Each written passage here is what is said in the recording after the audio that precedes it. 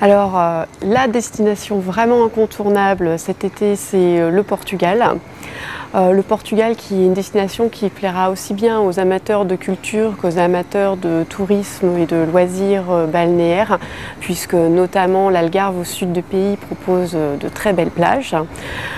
C'est une destination qui est devenue très facilement accessible puisque maintenant il existe des vols directs vers Lisbonne bien entendu, mais aussi vers Porto, donc au nord du pays, et vers Faro en Algarve. Donc c'est aussi très adapté pour tous ceux qui n'ont que quelques jours et qui ont envie de faire un grand week-end dans une de ces régions.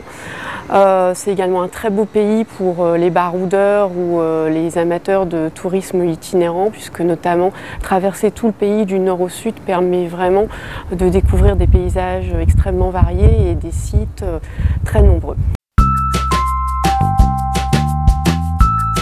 Oui, alors la deuxième grande destination, je dirais que c'est l'Italie. Bon, l'Italie qui est un pays très riche et où on peut faire des voyages très variés.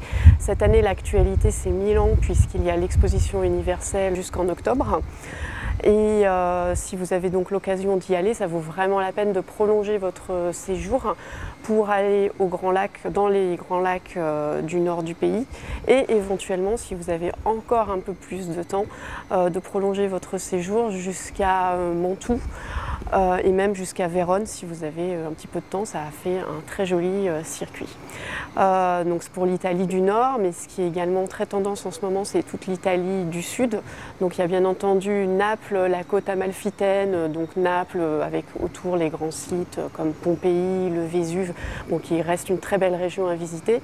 Mais pour tous ceux qui vont chercher plus d'authenticité, je conseillerais d'aller visiter les Pouilles qui sont donc tout au sud dans le talon de la botte de l'Italie, qui est une région très authentique.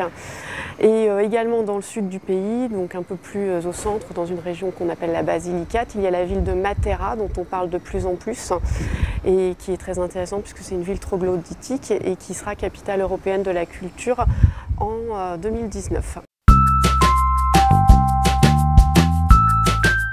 Alors autre chose en Europe, pour des grands week-ends, les villes de Stockholm et de Copenhague sont de plus en plus prisées de tous les voyageurs.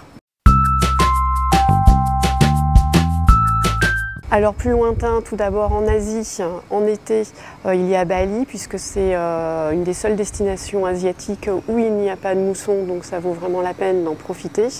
Si vous souhaitez découvrir l'Asie du Sud-Est, le Vietnam est également une destination intéressante en été, parce qu'on peut visiter ce pays malgré la mousson, même s'il fera un peu chaud et un peu humide, mais le nord du pays reste tout à fait accessible et c'est l'occasion aussi d'y faire un beau voyage. Ailleurs dans le monde, eh bien, il y a toute l'Amérique du Sud qui reste évidemment un incontournable pour tous les amateurs de grands espaces et d'aventures, donc avec soit un voyage dans les parcs américains, donc à l'ouest des États-Unis, ou pourquoi pas au Canada où il y a de nombreux parcs et de nombreux types de voyages itinérants possibles.